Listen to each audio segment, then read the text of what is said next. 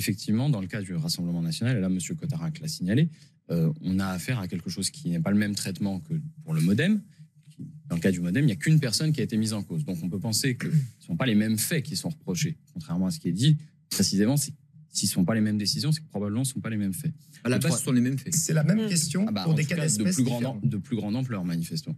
Troisième point, à mon avis, ce qui est important aussi, c'est la question des délais de justice qui pose une vraie question aujourd'hui, puisque ça veut dire qu'aujourd'hui, si le Front National s'est rendu coupable de ce genre de violation du droit, eh bien, on est 8 ans après, on sera 9 ans après pour en juger, ce qui évidemment empoisonne la vie démocratique de ce pays. Et évidemment, si le Rassemblement national et Marine Le Pen devaient être jugés coupables, ça voudrait dire que depuis des années, on les a laissés prospérer alors qu'ils étaient dans l'illégalité. Donc ça, c'est un autre point.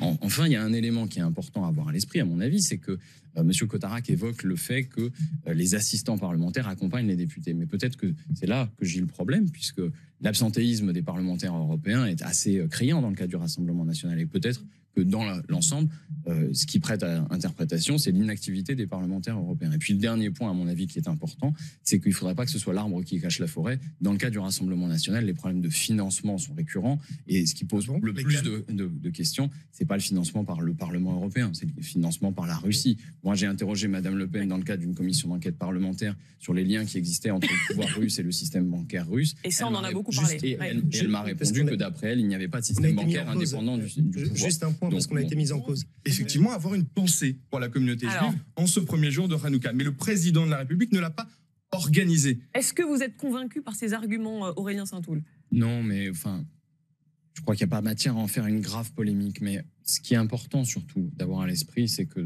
aujourd'hui, depuis plusieurs années, les macronistes, la droite, l'extrême droite ont la laïcité à géométrie variable. Il y a quelques mois, le président de la République s'est rendu à la messe du pape à Marseille, et après il nous explique qu'il ne reconnaît aucun culte. Bon, écoutez, je crois qu'il y a un problème de confusion intellectuelle.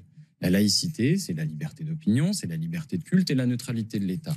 La loi de 1905 dit très simplement, l'État ne reconnaît aucun culte. Donc ça ne veut pas dire qu'il ne reconnaît pas qu'il y a des cultes, ça veut dire qu'il ne reconnaît aucun en particulier, et ça n'est pas l'œcuménisme, ça n'est pas la recherche du point de convergence des différentes religions dans ce pays, etc. Non, l'État n'a pas d'avis sur les religions, il n'en reçoit pas les chefs, il ne participe pas aux cérémonies. Donc là, c'était une erreur. Et quand il veut rendre un hommage, que ce soit à aux victimes de la Shoah, ou que ce soit pour témoigner un hommage aux victimes d'un attentat, ou encore à des personnes qui sont aujourd'hui retenues en otage, il peut tout à fait le faire dans les formes d'un cérémonial purement républicain, sans autorité religieuse. Certains vous ont reproché